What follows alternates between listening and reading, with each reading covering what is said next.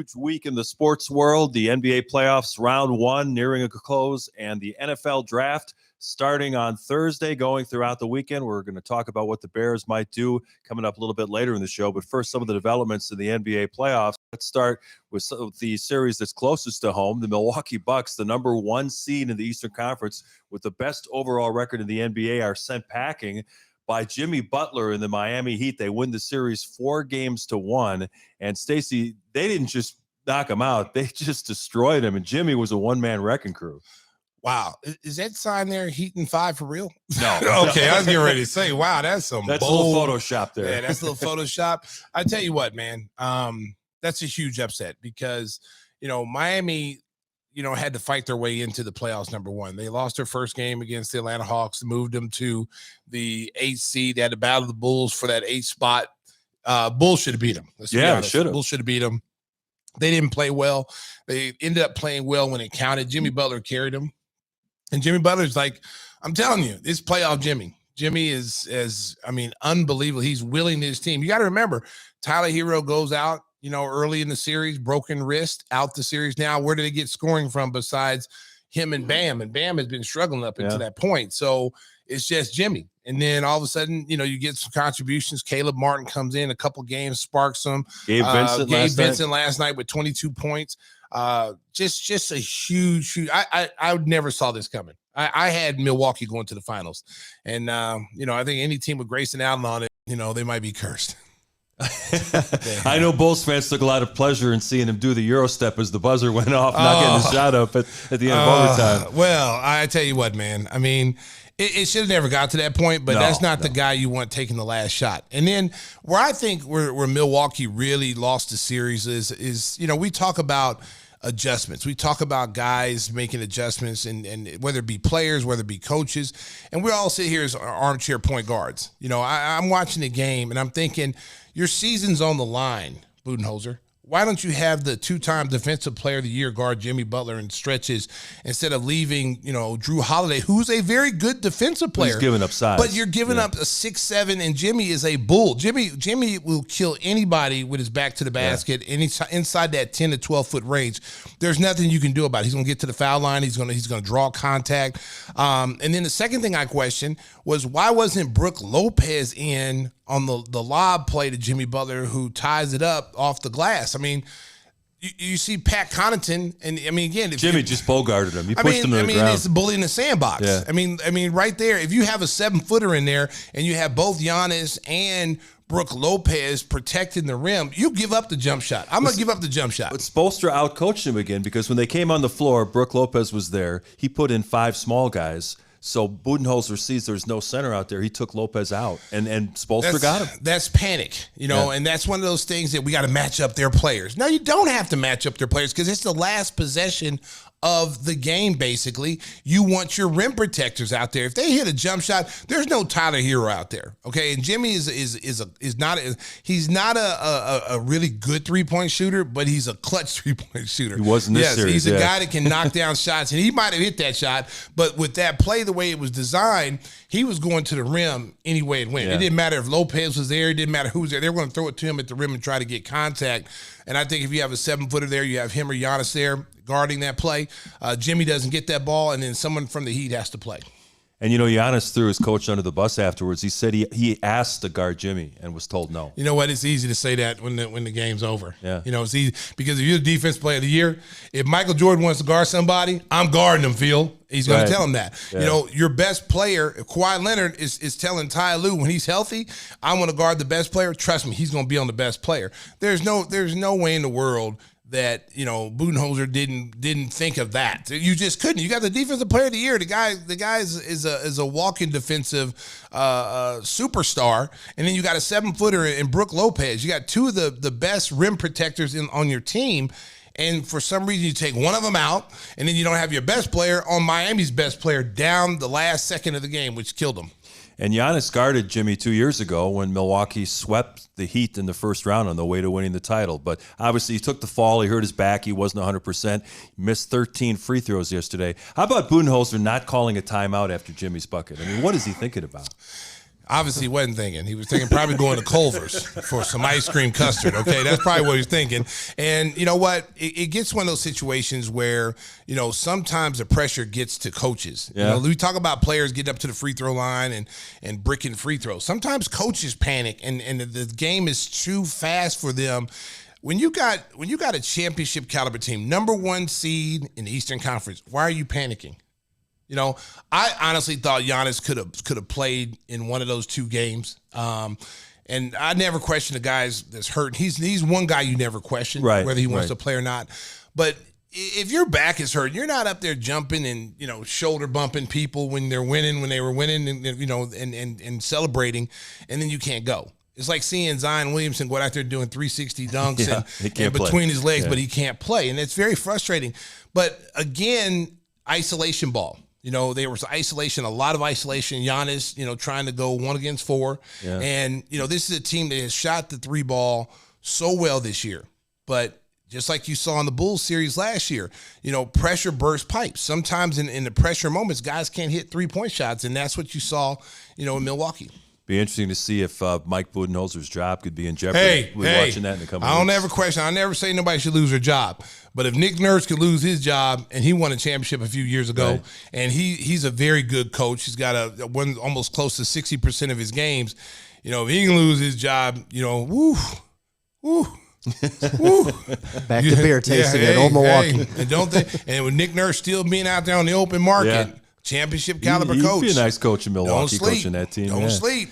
Hey, now Jimmy gets his old coach, Tom Thibodeau, and the New York Knicks, who were very impressive in beating the Cleveland Cavaliers in 5 games. I saw a quote from Jared Allen. He said that the lights were a little too bright. You hate to hear a player admit that they were a little bit overwhelmed by their first experience in the playoffs. But Jimmy averaged 37.6 in that series against the Bucks. Tom Thibodeau is not going to let Jimmy Butler single-handedly beat his team in the next round. This is where Tyler Hero's absence is going to hurt them. Yeah. Because, again, the way the Knicks played, I'm telling you, if you watch that series, the Knicks just basically dominated Cleveland. I mean, Cleveland's bigs did not show up in the key games. Mitchell Robinson had like 18 rebounds in the deciding game. He was a beast rim protecting in this series. He really stepped up his game. RJ Barrett stepped up his game. He had been struggling coming into the playoffs, but now he's found his rhythm. And I'm going to tell you right now, America, Jalen Brunson, that deal looks like a steal now. Oh yeah, the Knicks that is a bargain for what they've gotten out of him. He honestly should be on all NBA team this year. Should have been an All-Star this year. He didn't make they didn't put him on the All-Star team. Jimmy didn't make the All-Star team either. Well, Jimmy was struggling earlier in the show, but Brunson has been consistent all year long. You remember the Knicks last year were a disappointment. They were a team who was a 4 seed the year before. They don't make the playoffs last year. Now they come back, you go out and get Brunson, changes your whole fortune of your team. You bring him in. Now you're a top 5 team in the Eastern Conference. He's consistent. He plays hard every night. You know what you're going to get out of him. And then you go out and get a Josh Hart in a trade to solidify your wing and guard defense. This is a guy who comes in and he knows what he's going to bring to the table. He's going to bring high energy. He's going to guard the best wing player on the floor. And if you need him to guard a guard, he will guard him. And he's great in transition. That was a great pickup by the Knicks front office. They knew what they needed. They went out and got what they needed. And now look at him. It's paying off. Looks like the other Eastern Conference semifinal will most likely be Boston-Philadelphia, although the Celtics still have some work to do. Game 6 Thursday night in Atlanta. The Hawks surprised the Celtics by taking Game 5 in Boston. But if it is Boston-Philadelphia, Joel Embiid has a little bit of a sprained knee. That obviously could have a huge impact on how that series goes down because Boston's had their number the last couple of years. America. If you're not healthy going to the playoffs, no one's really healthy right now. But when you're talking about Joel Embiid being 100%, they need him 100% to win against Boston because Robert Williams is back. Horford is back and healthy. So their bigs are back now. Grant Williams didn't really do a lot in the series with Atlanta. It's not over. I mean, hey, listen, Ice Tray. That shot he made to win Game 5 was amazing in Boston. Okay, don't sleep on little Ice Tray. No. Okay, you from Oklahoma. Don't sleep on Ice Tray. Ice Tray, that half court shot. I mean, to win the game from that was Denzel Valentine range. He actually hit it. He actually hit it though. But that's going to be a good series because you get DeJounte Murray back. And how about the Atlanta Hawks? How about the organization didn't believe they were going to get to a game 6? Yeah, they had a concert booked. They have a concert, Janet Jackson booked for them, and didn't anticipate them even being in the series. What does that say? If you're a player, you're we're like, not getting to game really? 6. Really? You guys did this to us? You booked Janet Jackson thinking that we had no shot of either making the playoffs and I mean that's because those venues are booked way ahead of time. Yeah. So obviously they looked probably after the 1st of January and said, well, we're not going to make the playoffs. So let's go ahead and book Janet Jackson, Tito, Jackie, and Marlon and see if we can get the whole Jackson clan over here to have a concert. Yeah, some of the players had tickets. Wow. Yeah, I wouldn't put it past them. Would not put it back. That's terrible. That's terrible. That didn't look good for the organization. How'd you like the quote from Ty Lue of the Clippers saying that, we never lost a series when we had Paul George and Kawhi Leonard healthy? I'm like, when did you ever have those two guys healthy? They lost in 5 to the Suns. Kawhi was really good in the first 2 games. Turns out he suffered a torn meniscus. Listen. 4 years they've had those guys and they've gone nowhere. I'm just going to tell you, man, you can never guard against injuries. But one thing I will say, you can't guard against meniscus tear, okay? Right. That kid, Kawhi Leonard, has been through a lot the last few years with injuries. When he was in San Antonio, he had the major quad tear that took him out. This guy's won 2 championships. And I've heard people talk about him. I've heard Stephen A. Smith just take him to task the other day. Yeah. And I tell you what, Mark, that was unfortunate. Because you can't to go at a guy because he's hurt is to call him not a true superstar and get rid of him. He can't win with the guy. The guy's won 2 championships. He's been MVP of 2 finals. He's going to be a Hall of Famer. And when he's healthy, when he was healthy in that first game, they beat the Phoenix Suns.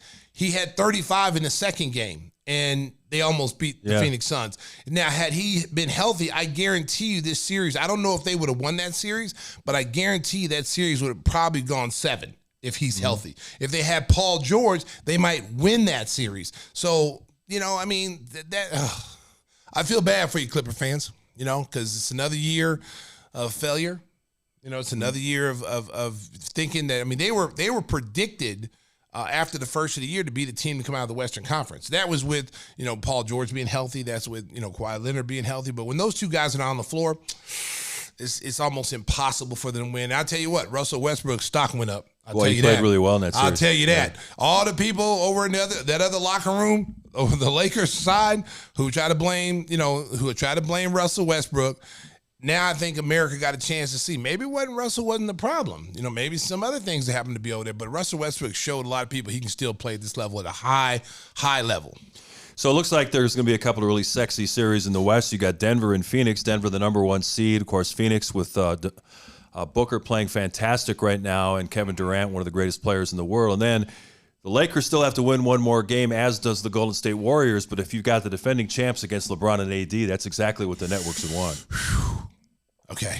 I try to tell people this. Don't count out Golden State. Okay, Golden State has been there before. They're championship tough. They know how to win the big games when they need to win the big games. They go down 0-2. People are writing them off. Oh, it's going to be over in 6 and 5 or whatever. And again, Steph Curry is one of the best players in the world. Klay Thompson, when he's playing and he's healthy, he's one of the best players in the world. They lose Draymond Green. Everybody thinks they're going to lose. They end up winning. Matter of fact, they played better with Draymond Green being out. And then Steve Kerr, give him credit. He didn't just throw him back into the lineup. He had him coming off the bench because that group that won the game really played well. And I commend Steve on that because that's tough decision. That's what separates good coaches. When you look at him and you look at Thibodeau. Thibodeau took out Julius Randle. I think Julius Randle played like 14 minutes in that Cleveland series, a deciding game.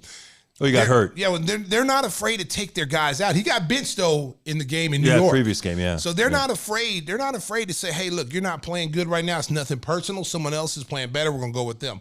That's championship coaching. Yeah, it's going to really be interesting to see what shakes out in the West, because you could have 4 heavyweights in there, and now all of a sudden, it could be Boston, Philly, looking at the favorites in the East, and anybody could come out of the West. It's going to be really interesting. We got more basketball talk coming up. The Hall of Famer David Aldridge, who did such great work at TNT, now working for The Athletic, is going to join us in just a couple of minutes.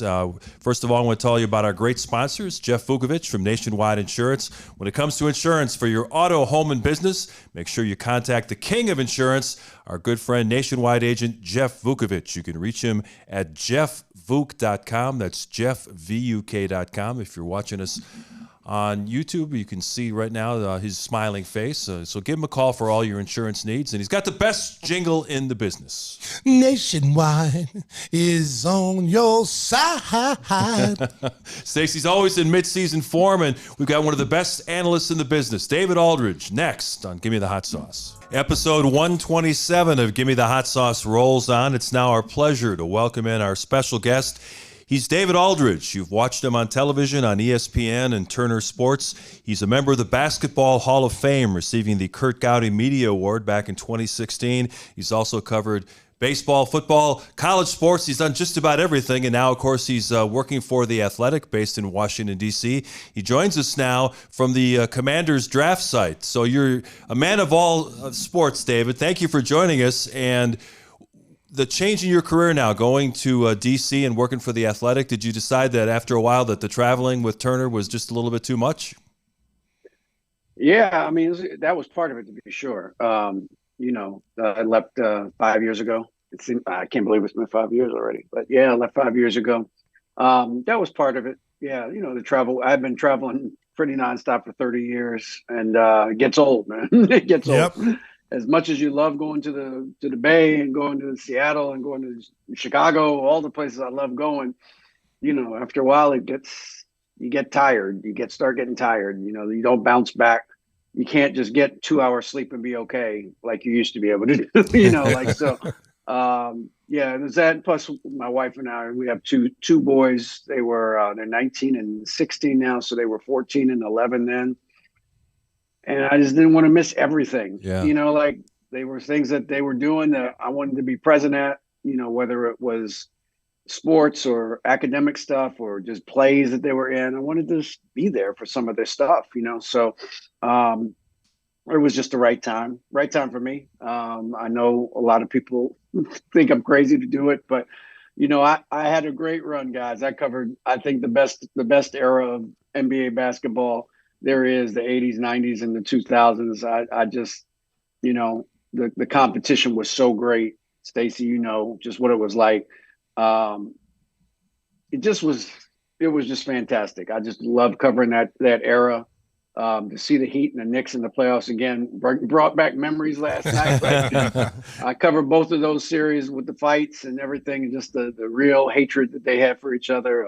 It was sensational. So yeah, I'm glad I had a good run. I'm still working. I'm not dead. I'm still working. I'm just, doing more national NBA stuff, right, from the writing standpoint now, and DC sports. So I'm good. I'm good, fellas. I'm happy. Well, let's talk about the playoffs.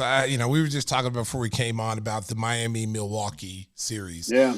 Milwaukee fought so hard to get the number 1 seed. I think a lot of people thought that this was the team that was going to possibly come out between them and Boston coming out of the Eastern Conference. Just look like a shell of themselves in this playoff. Didn't look like the team that ran through everybody, that dominated. Giannis misses 2 games with a bad back. But we've always thought, David, that team was so deep, and Miami being depleted with a lot of, Tyler Hero being out, and they're a smaller team. You just thought that, as good as Milwaukee was all season long, that they would find a way to win. Talk a little bit about what you saw and what your opinion of that series was. I mean, it's hard for me to remember a series where the 1 seed, the team that, I thought they were going to win the whole thing this year. I thought they were going to win the championship again this year. Where the 1 seed not just lost. It's one thing to lose. It happens. Allen Houston made a shot to beat, 99 and roll. It bounced on the rim 17 times and then it went in. Mm-hmm. Okay, that's heartbreaking, but it's not like, they got worked to lose that series. You know what I mean? And this one is like, I mean, I've just never seen a team that was as good as Milwaukee was during the regular season look so clueless at major points in the last 2 games of their season. Like, how can you be up 16 and 14 and lose both of those games in the fourth quarter if you're a championship contending team? If you're a team that has an MVP, a 2-time MVP, you've got great role players. You've got good coaching, and they completely collapsed, man. I just have never seen anything like that. I've never seen a team that let one guy beat them, like twice in the playoffs. Like even when MJ was playing, they would double him every once in a while and make somebody else make a shot now. Yep. They made Paxton make all those shots in LA, and he made them, so they win, right? That's okay. I can live with that. What I can't live with is you let Jimmy Butler beat you twice. You let Jimmy Butler send you home, without doing anything to try to get the ball out of his hands. Like, I respect Jrue Holiday. He's a great individual defender. Clearly, he had problems with Jimmy Butler. Yeah. So you have to help him. Yeah. You can't just let him sit there and take it, possess play after play after play after play. With the season on the line with 2 seconds left, how do you not put Giannis on Jimmy Butler, Giannis is 7 feet tall? Yes. Whatever shot Jimmy's going to get off, it's going to be over a 7-foot tall guy. Yes, I agree with you. That's one thing I said too, is that 2-time Defensive Player of the Year down the stretch should be on the other team's best player. If Giannis gets beat and Jimmy hits a tough shot, you can live with that. But to see and continue the repetition of 2 games, and Jrue Holiday is one of the best on-ball defensive players. Absolutely. But everybody needs some help sometimes. And Jimmy Butler is one of those guys. He did it against us in the play-in game where he puts his wheel. He's not afraid of contact. He's going to get to the free throw line. He doesn't care who's rim protecting. He's going to find a way to score. And when a guy at 6'7", 220 pounds is built like him, who loves contact, who actually seeks it out, you thought there would be some double team. You thought someone would leave a shooter, because they don't really, without Tyler Hero, they weren't making a lot of 3-point shots. Strus didn't make any shots last night. So how do you not come off someone double, or put Giannis on them down the stretch? I don't know. I just thought, Bud picked a bad time to have a really bad game. Even after they make the shot, you got a timeout in your pocket. What are you saving it for? Call it. You get the ball at half court with 9/10 of a second left. It's not likely you're going to make a shot, but at least you have a better chance coming off a timeout where you can set up your defense, where you can try to set up a play. It was just baffling to me that they collapsed. I mean, I don't know how else you can describe it. They collapsed in 2 games, and you can't do that if you're the number 1 seed. You got to figure out a way to stop the bleeding, and they never did. David, what did you make of Giannis's post-game comments? That seems to be the hot day after topic with all the national talk shows, where he was asked point blank, do you consider this a failure for the number 1 seed to go out in the first round? And he says, there's no failures in sports. Everything is a step along the way. And then he really got himself in deep, where he goes, Michael Jordan played 15 years, won 6 championships. Does that mean he was a failure the other 9? I mean, Giannis, come on. You don't compare yourself to Michael Jordan ever, but putting his 6 titles to your 1. I love Giannis, and he was great in the finals a couple of years ago with his perspective on basketball and life, but it looked like he really stepped in it right there. And I think deep down he probably realizes this is the oldest team in the league, and he might be seeing their championship window closing in Milwaukee. I mean, I'm not going to extrapolate all of that to what he said. He was asked a question after a very emotional loss, and he gave an emotional answer. First of all, the question was fine that Eric Neem, who writes for us, covers the Bucks for The Athletic, asked. It was a fair question. It was not a malicious question. It was not a gotcha question. It was a perfectly legitimate question to ask somebody who's the best player on a team that has championship aspirations. Is losing in the first round a failure? That is not an unfair question. And if you don't think it's a failure, you have every right to say, no, it wasn't a failure. We did this, that, and the third. Okay. He gave a great answer. I thought his answer was terrific. The point he was making about Michael is not that he's like Michael. He's not making that point. What he's saying is that if you only judge people by whether they win a championship or not in a given season, then everybody is going to be considered a failure, because nobody wins every year. I think was the point he was trying to make. And it's a fair point. There's nothing wrong with that point being made to answer that question. I just think you have to acknowledge that going out to an 8 seed that was life and death, was about to go out in the play-in round, that lost 2 players, Tyler Hero and Victor Oladipo, that has one guy that really is the guy that you have to shut down, and you couldn't shut him down for whatever reason, and you blow 2 double-digit second-half leads. That's not just going out in the playoffs. That's not losing game 7 of the finals. You know what I mean? Like there's qualitative differences there between those two things. So I would say I understood his answer. And there was nothing wrong with the answer or the question. But I do think you have to, and Pat Riley says there's 2 states, elation and misery, right? There's no in between. So if you don't win, you should be miserable, and I think that I think that his point is a fair point, but I think in the context of how they lost, maybe not the correct one. When you look at Toronto, they fired Nick Nurse, who was very successful there, almost won 60% of his games. A team that went to the finals. Yeah, they had Kawhi Leonard, but they still won a championship a few years ago. Yep. How much pressure now falls on Budenholzer in Milwaukee now that if Toronto is not afraid to make that move, is Milwaukee looking at that too? Because now you've had a couple disappointing playoffs with that Milwaukee team after they won the championship. And this was the year that everyone said, hey, this is Milwaukee's coming out of the East. They may win the whole thing. And they blitzed everybody during the regular, except for the Bulls. They blitzed everybody during the regular season. I thought we had a shot if we got through that playing game. I did. I told people I thought we had a legitimate shot if the Bulls could have got in there, but we didn't. And Miami took that shot. But how much pressure is on Budenholzer now? Is he on the hot seat? Do you think that's is that a fair statement? Oh yes, very fair. Look, Giannis is a free agent in 2 years. You know what I mean? Like there's always pressure when one of the best players in the league has the ability to leave.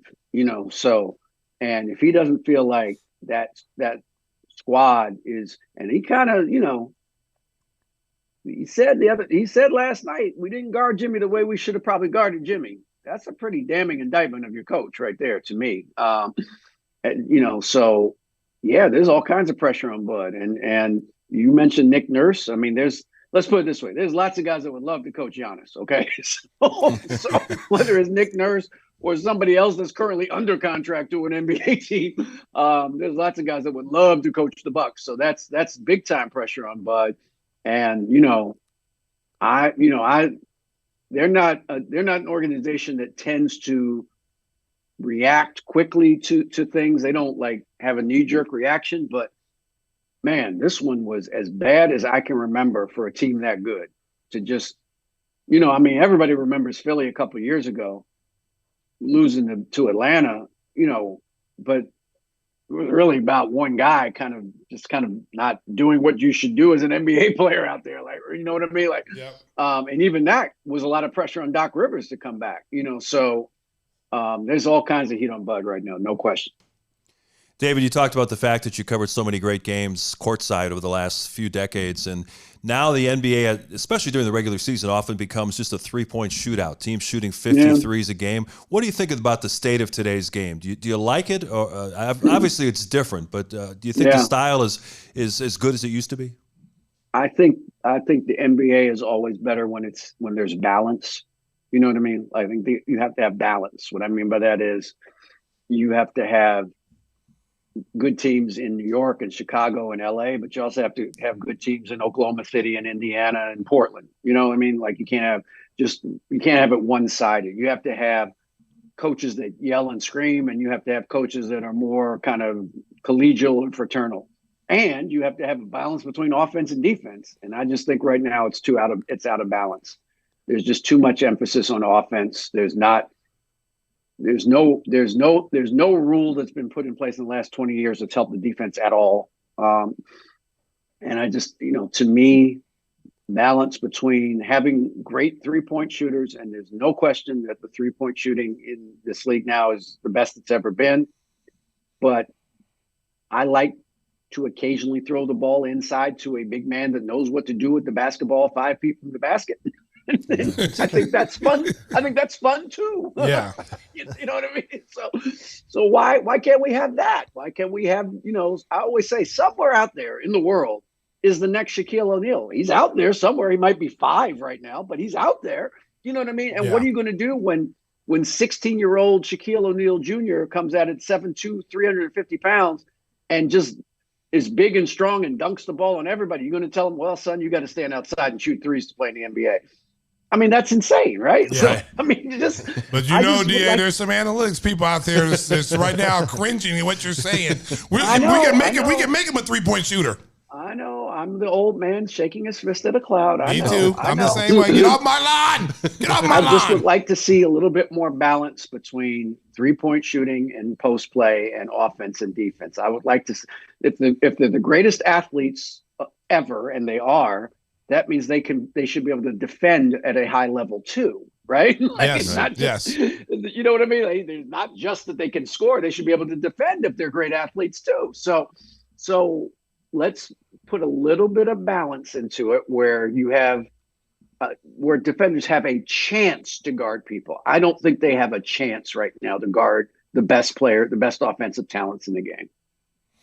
Let's take a look at this Golden State team. Everybody thought they were dead in the water. People thought that, well, they can't win on the road, so that's going to really hurt them when the playoffs start, because they had one of the worst road records for a team that's won a championship, which is very surprising based on they bring that championship core back.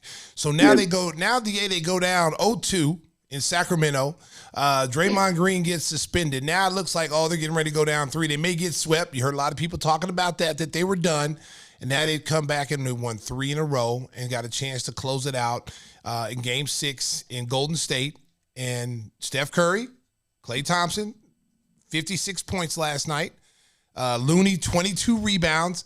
And how about Steve Kerr having the nerve to realize which group is playing better, and to bring Draymond Green, who got suspended, coming off the bench. And most coaches would have put Draymond back in the starting lineup. Sure. But Steve Kerr, and we were talking about earlier, Tom Thibodeau are not afraid to make those decisions and not afraid to hurt anybody's feelings. We're trying to win here. We're trying to win a championship. And if this guy is helping us win right now and you're not, we're going to go with this guy. Talk a little bit about that series.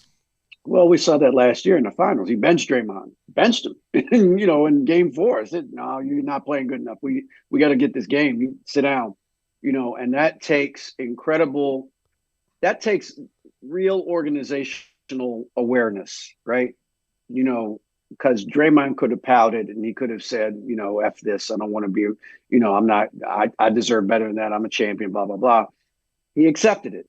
Didn't like it, but he accepted it, and they wound up winning the game. And so, same thing here with coming off the bench and basically benching Jordan Poole in the fourth quarter last night to get the dub, again, it speaks to an organization that understands what the most important thing is. And that's, how do we get this W tonight? You know what I mean? And that goes beyond stats and contracts and everything. I got to put 5 guys on the floor who are going to win this game for me. And that takes an organization to really understand what the biggest and most important thing is. And as you know, Stacey, that's not the case in a lot of places around the league. It just isn't. And to have that in the biggest circumstances, in the most important games on the road, just speaks to kind of that core group that you talked about with Steph and Klay and Draymond, and I put Kerr in that group too, and Loon and Wiggins. They get it. They understand what the most important thing is. And they're not afraid to challenge each other. They're not afraid to change things if they need to change them. And look, I didn't think, SAC is one of the best, if not the best home courts in the league now. And for them to go in a Game 5 that SAC knew they had to have, right? Because whatever the percentage is, Game 5, whoever wins a 2-2 series wins like 85% of the time, whatever it is. That's usually the game that decides the series. So SAC's all in. They're going to do whatever they have to do to win the game. And they made some of the most amazing shots, Golden State, in the fourth quarter to win that game. just a testament to that group, man. They have a toughness, a mental toughness that is, to me, comparable. I'm not saying better. I'm saying comparable to those Bulls teams that you're familiar with, because I agree with you. It's the same type of thing. What do we have to do to win tonight? And who do we have to lean on to win this game tonight? Now, most of the time it's MJ, most of the time it's Steph, but sometimes it's not. And we have to figure out how to do that without them. And they do it. And they just have great mental toughness that allows them to go into any situation in the playoffs. You don't win a road game in 28 straight playoff series unless you got some mental toughness, some real mental toughness. Hey, speaking of great coaches, are you getting along with Popovich these days? Yeah, I love Pop. Just saw Pop. He came through DC late in the season. I've always said if my sons were ever good enough to play basketball at a high level, I would want Greg Popovich to coach them. It has nothing to do, I tell people the 45 seconds that you saw Pop and I interact on TV were not anything like the other 20 minutes that we would interact in a given day during the playoffs, during those days. He's a terrific guy. He's a funny guy. He's self-deprecating. Hell of a coach. Wise ass, which is fine. I like wise asses. But no, we get along fine. I always like Pop. I understood his frustration was not with me. He just thought that he didn't like talking during games, which I understand, because you're thinking about the game. You're not thinking about what some, doofus with a microphone wants to know about the game. You're trying to get to your team. But as I always said to him, you could coach for free. Yeah. Or you could take this $24 billion that TNT and ESPN are paying. Exactly. Exactly. So come on, work with me here. I'm not pulling. We're not pulling teeth. It's two questions. Let's get out as painlessly as we can. Hey, speaking of Turner, the Inside the NBA pre- and post-game shows have become a national phenomenon. I mean, some people like watching that more than they like watching the games. You were part of that for such a long period of time. You got any favorite stories about working with Ernie and Kenny and Charles? I always tell people the first time I came there, the producer, the great Tim Kiley, who was the executive producer of Inside for so many years, just said, don't look at the camera. I know you're coming from ESPN. You're supposed to look at the camera. If you look at the camera, I'm going to break your arm. There's 4 people on this set. Talk to them. Don't talk to the camera. And that's to me is the beauty part of that show, is that I could come in and disagree with Charles or with Kenny or with Shaq or with Ernie about whatever it was that we were talking about. And they didn't belittle me or say, what do you know about basketball? You didn't play, blah, blah, blah, which you hear all the time.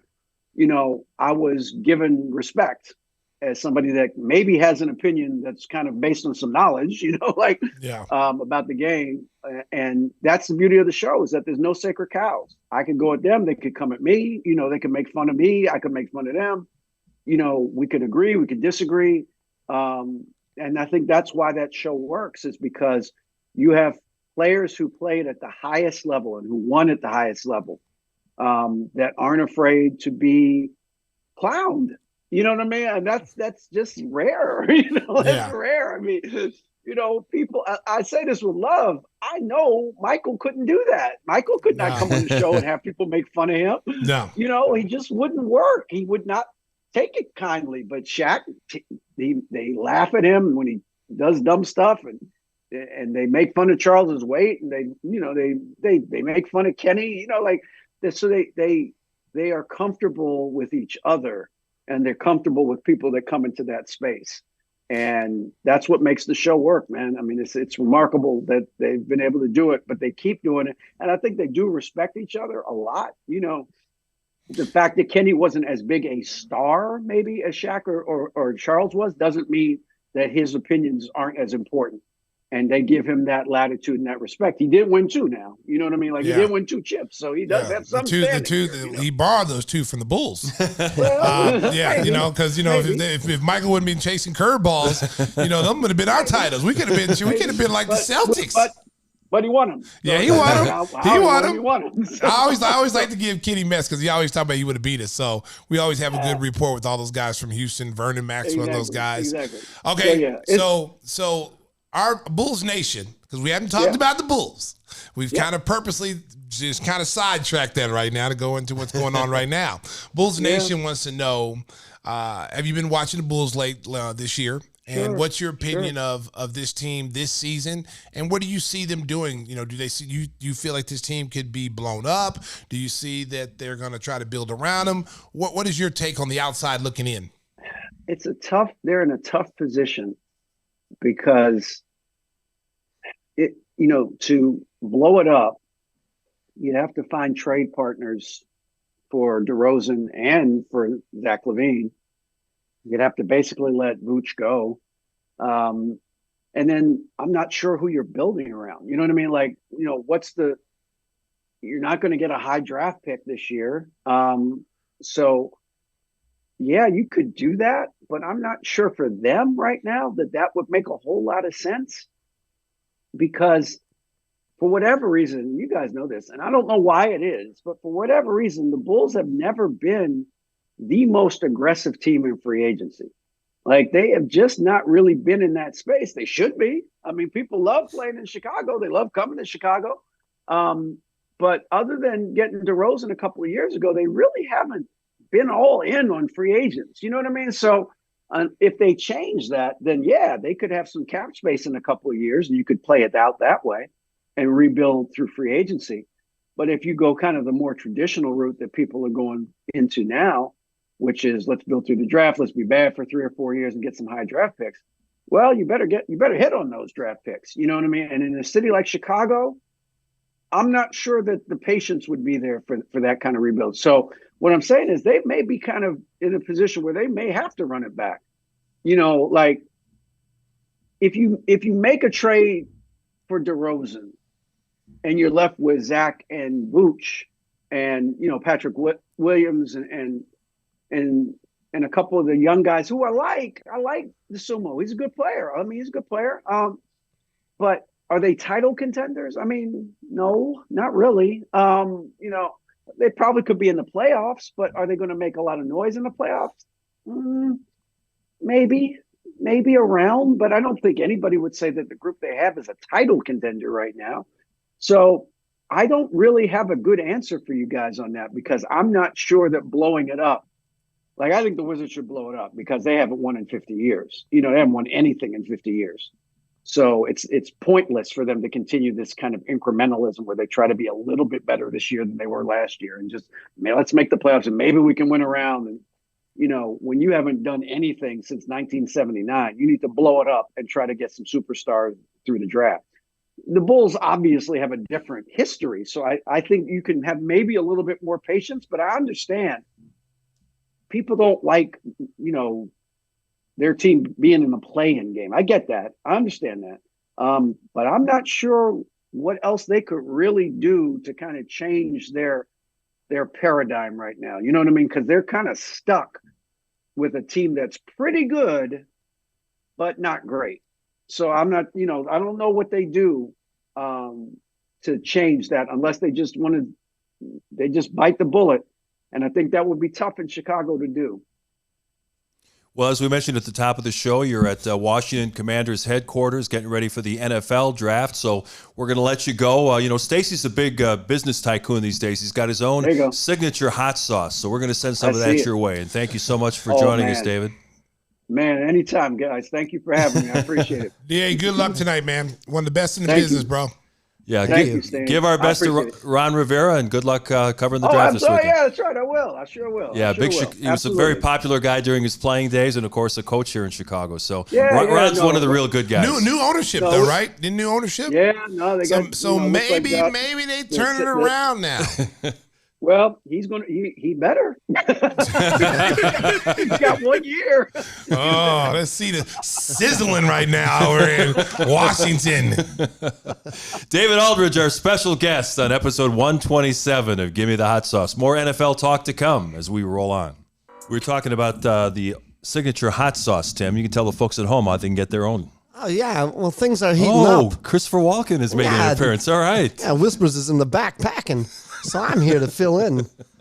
And things are getting hot with the draft. And the only thing you need tonight for your wings and your chips is some of our signature hot sauce. Isn't that right, Stace?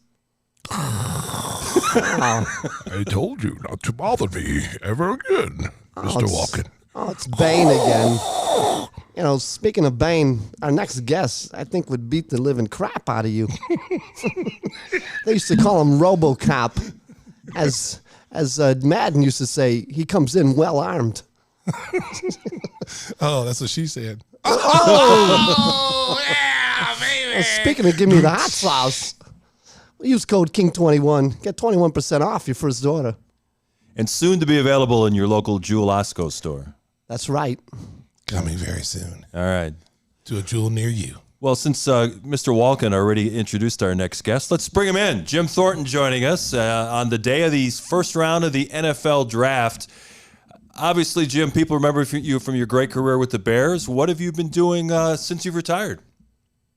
I just want to appreciate. Thanks, Coach, for calling me and telling me I'm drafted tonight. Appreciate that.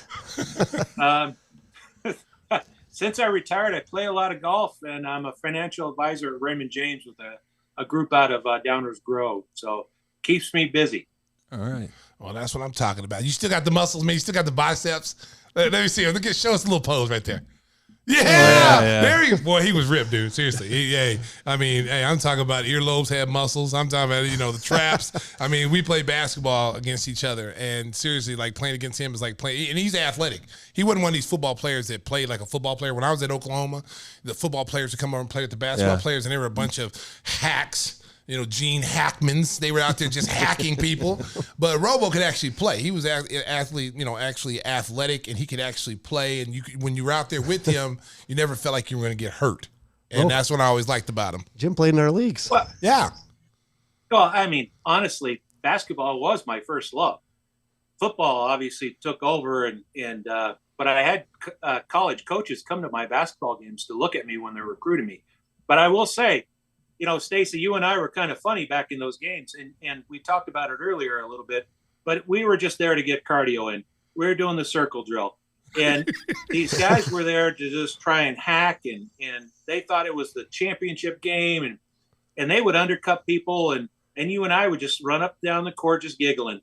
See how he brought my game into it? Hacking and undercutting. Jeez. Yeah. Tell our listeners, because we always, Timmy, we always tease him about his plans. He wants to bring a jersey in here to retire. It's not really a jersey, it's a T-shirt, because you only get your T-shirt retired at Forest Grove, and his is yet to be approved because the board is denied it, vetoed it, and I'm the president of the board, so he's not ever getting retired. But tell the listeners how good a basketball player that Tim Kelley was in your estimation, in your memory. I'm not going to be negative on Timmy. Oh, here we go. Jeez. He ran up and down the court as good as anybody. And as I remember, he was not one of the guys that committed the fouls. There were guys that were really, really bad. He was not that guy. He played a good game of basketball within the rules. Well, I guess I'll take that. I'll take that as a compliment. People have to understand, Stacey, we had a nucleus of guys that were good, but there was always those numbskulls that came in. They heard about the game, and they showed up to play, and it was bad. It was bad. Remember the guy that undercut? I forget who was doing the layup. It was one of your buddies that played with you, Stacey, that was just doing a layup, and the guy undercut him. That was like, holy Toledo, what are you doing? Yeah. That was Jimmy the Redhead Assassin. So Jimmy, if you're listening, we haven't forgotten about you, about those undercuts, because that was his signature thing. Like, you get up in the air, you're getting ready to go dunk it. The guy's about 5'4". There's no way in hell you're gonna block it unless it's at my kneecaps. And then you try to run underneath me and clip me, and then I flip out of the air, and you look at him and you go, man, what the hell are you doing? And he gives you this look like, Oh, the Pistons do it? Like, I want to choke this dude. I want to choke. We're not in the NBA, fool. We're just playing a pickup game just to stay in shape. Yeah, that's crazy. Jimmy the Redhead Assassin, if you're out there listening, we haven't forgot about you, buddy. Yeah, your head hit me right in the nuts. There goes another sponsor. That's right. Well, Jim's got the Bear colors going. Obviously, the 85 Bears are still talked about to this very day because the Bears have yet to win a Super Bowl since that time. Has it amazed you to see how many charity opportunities and business opportunities over the years have presented themselves to members of the 85 championship team? Chicago's been very, very good to us. All former Bears, they're very good too. A lot of current guys or former guys, live here, have lived here over the years, and the fan base is phenomenal to us. I will say that. I like everybody else would like to see another championship. I thought we were close in 2006. At the end of the day, they're hard to get. Yeah, they are hard to get, and it takes when you have 53 guys that have to play as one, and you have to have a coaching staff that gets them to do that and that they believe in. It's hard to do, but tonight is a start. Every year, tonight is a start, and that's how I look at it, at least, because you're getting your guys you're going to have on your team, hopefully for the next 5, 6, 7 years, maybe 10 if they stay with free agency. But tonight you're doing the building blocks. So when you look at the draft and being a fan, you watch this team and you say, okay, they need offensive line help to protect this kid. They need to get offensive line. They need running backs. They need some guys on the defensive end. Where do you think they're going to go with their first pick? Since they now moved down and secured a lot of picks to basically build their future, where do you think they go in the first round? I agree with the move down, only because, let me give you a little preface on that. I was told by last year, end of the season, by somebody that's a TV personality. We were talking back and forth, and he was telling me that basically he thinks there's only going to be 9 players on this roster this upcoming year from this past roster. So if you have 9 players that you're carrying forward, that's a lot of spots to fill. I don't think a first pick in the draft is going to do much for you when you need that many players. I don't have a crystal ball. I'm not a prognosticator. I think all these people trying to predict who they're going to pick is kind of, it's fun, and it's good to kind of talk about, but this is a 7-layer chess game right now. And let's just triple that and put it up to 32, because so many things are going to happen tonight. And the war rooms and these the coaches in these war rooms and the general managers, this is a whole chess match that's going to unravel tonight. And they're going to try to get the players they like. And, we sit here and I tell people all the time, yeah, you can like that player at college. You can like him, how he played, how he did, whatever you like about him. Have you ever met him? No. Well, you need to actually spend time with him, interact with him, because there's a lot of qualities you can get just sharing a conversation with them and understanding who they are as a football player. But I think they need a lot of players, and let's see where they go. I have no idea who the first pick is going to be. I'm going to be, just as much a fan tonight to see what they do as anybody else. So. Well, here at Gimme the Hot Sauce, we're fans of Justin Fields. Obviously, he didn't get the protection he needed, didn't have all the weapons on offense, but he showed with his ability to make game-changing runs that he could be a really spectacular player if he gets the support around him. What's your thoughts on Justin Fields' future as a potential franchise quarterback for the Bears? All right, let's start with the front line. It starts in the trenches with both defense and offense. You need to bolster that. And I know they're going to do that. I know they're going to do that today, tomorrow, and the next day, and I know they're going to do it in free agency. They understand that. I'm not going to come off as a Justin Field fan right now, because honestly, I didn't like to see him be the leading rusher 2 games last year. To me, that's really not a good thing. You never want your quarterback to be the leading rusher, especially back-to-back games. I'm not saying he's not a tremendous athlete. That obviously everybody's seen that. I want to see him drop back in the pocket and be able to read 2-3 reads, get that ball out of there, and do a lot of what the GOAT does in Aaron Rodgers. Nothing's there, throw it out of bounds. I think that may come with a little maturity. Now, obviously, he has wonderful athletic, attributes, and there's no doubt in a pinch, especially coming down into the playoffs or in the playoffs, he's able to pick up those yards in that kind of a game. But first, second, third game, eighth game, I don't want him to be the leading rusher. I want to see one of those guys that's good at carrying the ball be the leading rusher. And I want him to have pass yards. And it's just a law of averages with the league is so big and so fast. These guys, these linemen are going to run you down. They're going to hit you. If they don't get you today, they're going to get you tomorrow. And when 320 pounds hit you, moving, at 5'0", 4'8", 40 speed, 4'6", like some of these guys are, that hurts. Jim, talk a little bit. Take us back to 1988. You're getting ready for the draft out of Cal State Fullerton. What was it like preparing for the draft as a player? And then what was your experience when you knew the Bears drafted you and your first time in Chicago coming in as a Chicago Bear player? Talk a little bit about that. A lot of work went into it. Obviously, a lot of pro days. I was invited to the combine. The combine really helped out, being in front of the coaches for all the teams and doing the different exercises, different competitions. All the meetings, all of that really helped me being from at that time a school, a smaller Division I school. A lot more parity today, but it's still the same. It's all about the work you put into it and all that. So a lot of work went into it. They only televised the first round. First round was over and done, and it really wasn't very long. And then you get a call afterwards, and Dick called me and said, "Hey, I want to draft you." Da, da, da. So obviously it's a big day. It's a huge day for these kids, huge days for these young athletes today, tomorrow, and the weekend, and then on into next week for the unsigned guys that really want to have a chance. But it's all the same. You got to get through this, and it's a great thing. It really changes lives. When I came to Chicago from Southern California, Stacey, you didn't mention that. From Southern California, I had 2 pair of pants when I got here to Chicago. Don't need pants in Southern California. No need for them. And when you come in summer, and it was gorgeous here when I first came to Chicago, and I was fine. It just wasn't until that pesky snow stuff comes that I realized, okay, my shorts aren't cutting it anymore. So, but you get acclimated and all of that. But at that time, I was so immersed in just trying to be the best athlete I could be.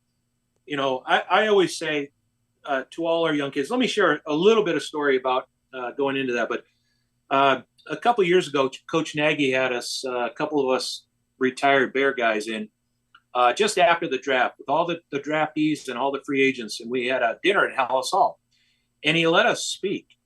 And I thought that was really a good thing because these guys are just wide-eyed. And it didn't matter. I sat at Dave Montgomery's table. He was the first-round pick that year. Good kid. Loved to talk to him. But it was all the other guys that were in that room. And I said, you guys are equal now. Congratulations, you're here. God bless you. But now the work starts. You better adopt the first in, last out mentality. And you better understand these coaches need to see you. They need to hear you. And you better do something that makes them want you. Otherwise, you're gone. And it doesn't matter. When I came in 88, we had a third rounder that didn't care about any of that. They cut him. He never made the team. I don't even know if he played in the NFL after that. So, Stacey, you've been through this. Trying to make a team is tough. You can be drafted by somebody, and I hope these guys celebrate with their families and understand what a big accomplishment it is. But are you going to be a guy that played in the NFL, or are you going to be an NFL football player? What are you going to be?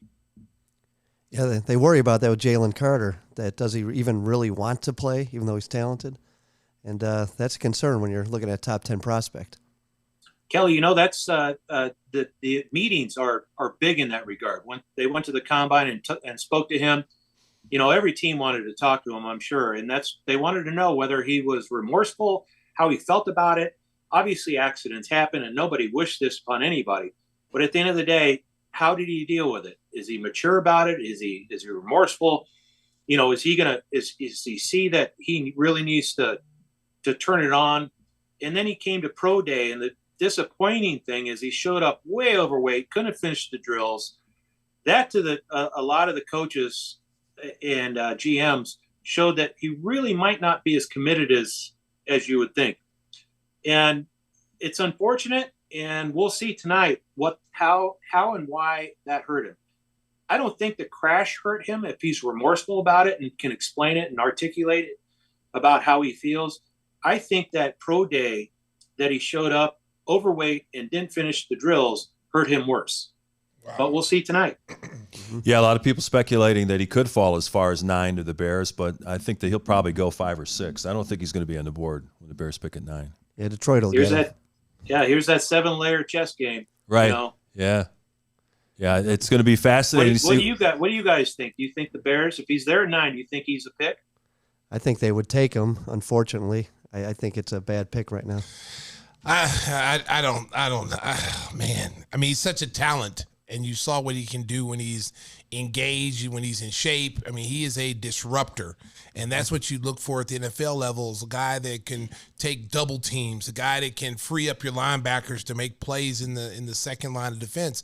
But there's too many questions when you talk about a kid like that, and you're going to invest that kind of money in character issues, you know. And like you said, if he says, hey, I'm remorseful about the crash or whatever, but I think, and just being a ex-professional athlete, they take that combine a lot more serious than anything else. I mean, of course, the crash was serious, but like you said, if he shows remorse, now you come to the combine and you look out of shape. Your pro day, you look out of shape. You look like you haven't worked out. That says a lot about a guy, because there's no excuse for that. You can't say, well, yeah, I was nursing a knee injury or I had a back injury. That's why I wasn't able to work out. Guys would understand that. But there was no reason for him not to come in and not even finish. Like, he didn't even do the bench press reps, which is, you know, one of the main things that they look at. He didn't even finish that. I think that's to his detriment. And he can only help what's in front of him. And one thing we don't know, again, going back to the intangibles, you've got ownership, and there might be some owners around the league that are telling their GMs, I don't want this person on my roster. That could be a realization. You know, it is what it is. It's their team. They can dictate this. Now, you look at the 9th pick versus the number 1 pick. If they passed on him at number 1, I don't think anybody would really think twice about it because of what happened. 9 makes him more entertaining. But I also think that maybe there's an offensive tackle there that could be an all-pro for the next 10 years. Yes. You know, looking around the linemen around coming out. And I think there's going to be quite a few tackles that might fit that kind of that idea. Oh. And at the end of the day, do you want to possibly draft a tackle? And I'm not going to bring up names, but you want to bring an offensive tackle in that's going to be good and on your team for the next 10 years, or take a chance on a kid that maybe isn't ready and might wash out in 3 or 4. You know, I'd go all day long to that person that you think is going to be a Hall of Famer, possibly be an all-pro for 10 years. You know, there are people in that draft. There are kids in that draft that have that and that mentality. And again, we're not part of those meetings, but I hope they gravitate towards that. And we'll see tonight. Well, it's going to be fascinating to see what the Bears do over the weekend. Right now they have 10 picks over the 7 rounds, a good opportunity to add some young talent to this roster. Jim, thank you so much for joining us. We appreciate your insight, and best of luck. I don't know if you guys are going to play any more pickup basketball, but I'm on the golf course now. All right. And pickleball. Well, that's what I'm playing now. But we can't I'm play playing golf the old with man Jim. sport now, the pickleball now, baby. Pickleball, baby. Yeah, we'll do pickleball. There's much less running. There exactly. You go. 2 steps and I'm already back there, yeah, man. but you can't play Jim golf. I mean, it's embarrassing. He's an ace? Yeah, he hits the used crap to show out up of the at the ball. club like, oh, you got a new Suburban. It's like, I just won it yesterday. You just won it, okay.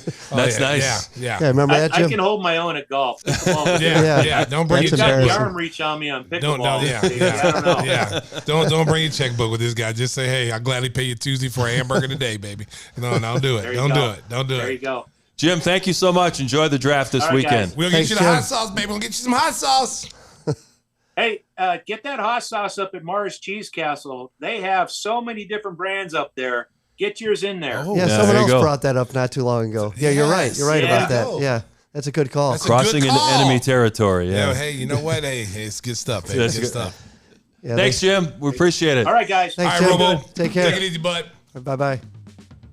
Hey, we got a couple of sponsors to thank before we say goodbye. First of all, we want to tell you about today's guests, Jim RoboCop Thornton and the Hall of Famer David Aldridge, brought to you by Our good friends at Biggers Mazda. Their sizzling new Elgin location at Randall Road is the biggest Mazda store in the state of Illinois. Biggers is offering a bottle of Stacey's signature hot sauce with first test drives of new or pre-owned vehicles. It's your choice, everything from the coolest SUVs to the stunning Miata. So join the fun at 2100 Randall Road in Elgin at Biggers Mazda. Tell them that Timmy Whisper sent you. And did you get a ride over here today, Stace? No, I drove, yourself? I drove Okay. myself. But I'm going to All give, hey, listen, Mike is back. Oh, all right, good.